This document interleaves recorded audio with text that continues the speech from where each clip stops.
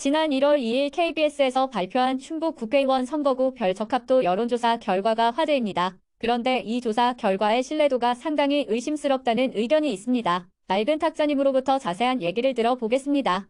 예, 발표된 결과를 그대로 믿기 힘들 만큼 석연치 않은 문제가 포착됐다. 이렇게 말씀드릴 수 있을 것 같습니다.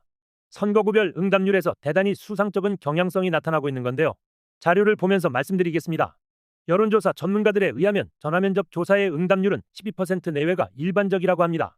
그런데 도내 8개 선거구 중 현역 의원이 국민의힘 소속인 지역구의 응답률은 이상하다 싶을 만큼 높습니다. 반면 민주당 소속 의원 지역구는 통상적인 응답률 수준을 보이고 있는 것을 알 수 있습니다. 정말 그러네요. 이건 단순한 우연이 아닐 것 같은데 어떻게 이런 차이를 보일 수 있는 거죠?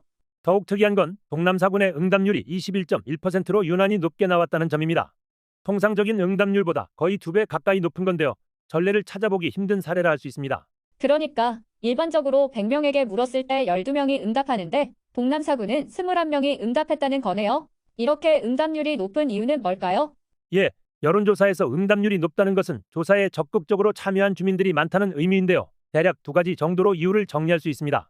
우선 해당 지역 주민들이 선거에 대한 관심이 높은 경우인데요. 예를 들어 동남 4군에서 이재명과 한동훈이 맞붙는다. 그러면 응답률이 높아질 수 있습니다. 그러나 이런 경우라도 응답률은 겨우 1에서 2%, 많아야 2에서 3% 높아지는데 그친다고 합니다. 전국적 관심이 집중된 선거라도 통상적으로 2, 3% 응답률이 높아지는데 그친다는 말씀이군요. 예, 그래서 관심도로 저만큼 응답률이 높아질 가능성은 높지 않고요. 남은 가능성 하나는 특정 세력이 조직적으로 조사에 응할 경우입니다. 특정 세력이 조직적으로 참여한다고요? 그게 가능할까요? 예, 말씀대로 믿기 힘든 얘기입니다. 그런데 이걸 보시면 생각이 달라질 겁니다. KBS는 국회의원 적합도 외에도 윤석열 대통령 국정운영 평가를 함께 조사했는데요. 충북도민들은 38%대 57%로 윤석열 대통령이 국정을 잘 못 운영하고 있다고 평가했습니다. 선거구별로 비교해봤습니다. 7개 선거구 모두 부정평가가 높습니다. 그런데 유독 동남 4군만 거꾸로 윤석열 대통령이 잘하고 있다 52%, 못한다 44%로 나타났습니다. 충북도민들의 평균적인 인식과 전혀 다른 평가를 하고 있는 겁니다. 아니, 어떻게 외딴 섬처럼 딱 한 군데만 이렇게 다를 수 있는 거죠? 정말 너무 놀라운 결과네요. 이게 끝이 아닙니다. 동남 4군 다음으로 응답률이 높은 제천 단양의 경우 긍정과 부정평가 비율이 거의 비슷하게 나타납니다. 그 다음으로 높은 충주의 경우 긍정보다 부정평가가 높기는 하지만 그 차이가 다른 지역보다 적습니다. 즉 보시는 것처럼 응답률이 높을수록 긍정평가는 높아지고 부정평가는 낮아지는 겁니다. 상호 연관성을 보이는 거지요. 제가 처음에 수상한 경향성이라고 말씀드린 게 바로 이것입니다. 이렇게 특정 조건의 지역들에만 일관되게 비슷한 현상이 나타난다? 이걸 누가 우연으로 보겠습니까? 문제는 단순히 대통령 국정평가를 높이기 위해 이런 시스템을 만들었을까 하는 점입니다. 원래 국회의원 적합도나 지지도를 높이기 위한 건데 국정평가도 함께 높아지는 부수적 효과까지 거둔 것으로 보는 게 맞겠지요.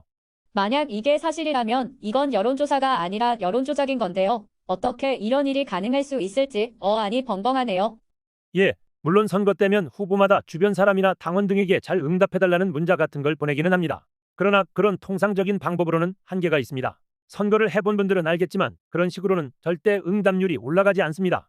어떤 수단과 방법을 동원했는지는 잘 모르겠습니다만 최소한 충북 국민의힘 의원 지역구 관계자들끼리는 노하우가 공유되고 있는 것으로 보입니다. 결국 특정 세력이 조직적으로 참여하는 바람에 왜곡된 결과가 나왔다는 말씀인데 그럼 제대로 된 주민 여론은 어떻게 되는 거죠? 예, 말씀처럼 유권자들이 자기 의견을 나타낼 기회를 도둑맞은 셈입니다. 12% 응답률로 500명의 여론을 들어보려면 계산상으로 4,000명 이상에게 전화를 해야 합니다. 그런데 동남 4군의 경우 동원된 사람들이 먼저 할당량을 채우다 보니 2,300여 명에서 그치고 맙니다. 결과적으로 2,000명 가까운 동남 4군 유권자들의 여론이 배제된 거지요. 아니 그러면 앞으로 총선까지 총선 이후에도 계속 이런저런 여론조사가 있을 텐데요. 그건 어떻게 되는 건가요? 앞으로 있을 여론조사도 신뢰성을 의심해야 할까요? 지금까지 말씀드린 의혹이 사실이라면 앞으로 우리 지역에서는 여론조사 자체가 소용없게 됩니다. 할 때마다 저 사람들이 원하는 결과가 나올 수밖에 없거든요. 오히려 여론조작 수단으로 악용될 가능성이 높겠죠. 이런 건 하루아침에 뚝딱 만들어질 수 있는 시스템이 아니라서 아마 지금까지 있었던 각종 경선 등도 의심해봐야 할 겁니다. 예, 이번에 발표된 여론조사 결과는 비정상적인 응답률로 볼 때 특정 세력의 조직적인 참여가 의심되므로 믿을 게 못 된다. 또 앞으로의 여론조사도 믿기 힘든 상황이다. 라는 말씀 잘 들었습니다. 지금까지 낡은 탁자님이었습니다.